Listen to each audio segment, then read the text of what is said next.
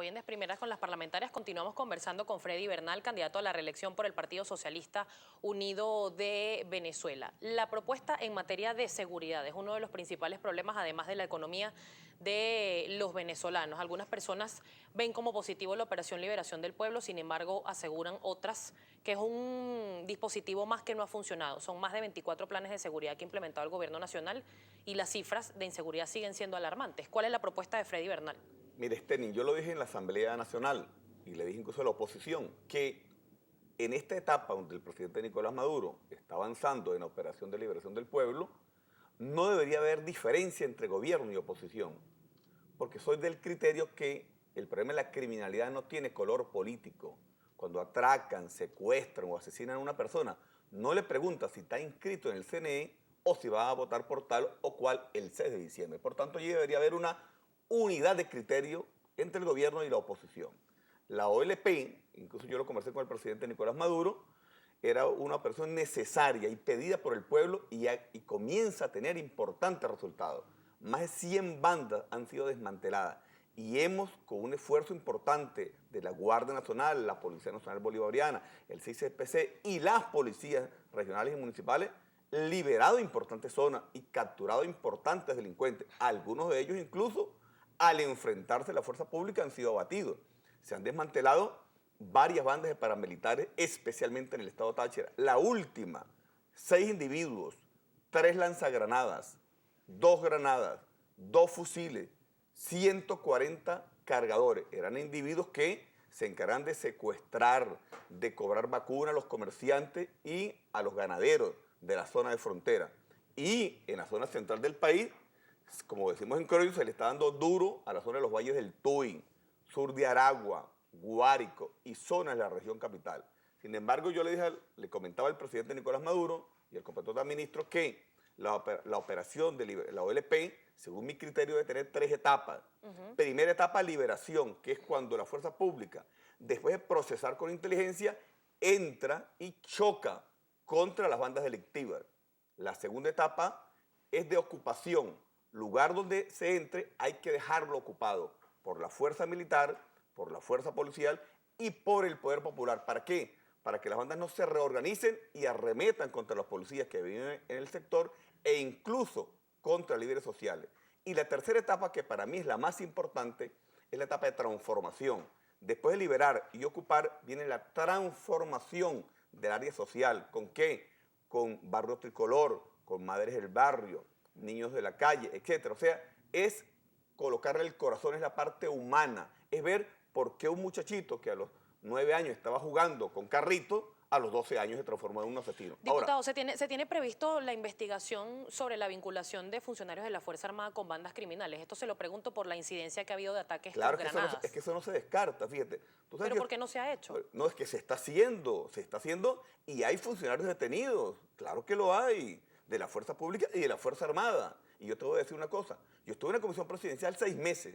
¿Qué pasó con esa comisión? Y en 6 meses, además de 7 proyectos que quedaron allí en manos del ministro González López, nosotros dimos de baja, o sea, se retiraron más o menos 800 funcionarios por desviaciones policiales y llevamos a la cárcel 147.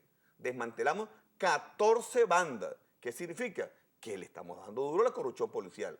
Pero además de eso que hemos hecho, yo tengo una propuesta muy concreta. ¿Cuál es? Que es la siguiente, fíjate. Yo estoy convencido que además de la OLP y además de la reestructuración de la UNES, del fortalecimiento de la PNB y de la depuración permanente de los cuerpos de policía, en materia legislativa tenemos que ir a la reforma del Código Penal y del Código Orgánico Procesal Penal. Estoy convencido que hay delitos con penas muy bajas y beneficios muy altos. Y como la criminalidad decidió desafiar el Estado de Derecho a los ciudadanos, entonces hay que legislar en esa materia. En ese sentido, he señalado que los delitos de extorsión, secuestro y homicidio agravado se eleven las penas y que en el caso de homicidio de funcionarios públicos sea pena máxima 30 años de prisión sin beneficio, porque considero que el que asesina a un policía o un guardia en ejercicio de su función no solamente comete un homicidio, sino que desafía a la sociedad, desafía el Estado de Derecho y nos desafía a todos en tanto. Ahora, ¿cuál es el impacto de reformar el Código Penal? Cero impunidad, bajar la impunidad a cero. Y segundo, elevar la moral de los cuerpos de policía ante el asedio y la arremetida de bandas criminales y bandas paramilitares. Segundo, la reforma del Código Orgánico Procesal Penal, que es el código que lleva los procedimientos. Es un código que lamentablemente genera corrupción, genera burocracia y genera ineficiencia. Necesitamos reformar ese código. ¿Para qué necesitamos reformarlo? ¿O en qué elementos, por ejemplo? Primero, cuando se comete un delito, en vez de llevar el detenido ante el tribunal, presentarlo ante el Ministerio Público, y ahí nos ahorramos un paso burocrático. Segundo, incorporar la tecnología de información y comunicación con el expediente electrónico, los actos de comunicación procesal telemáticos, las citaciones y las notificaciones por audiencia telemática. ¿Qué significa?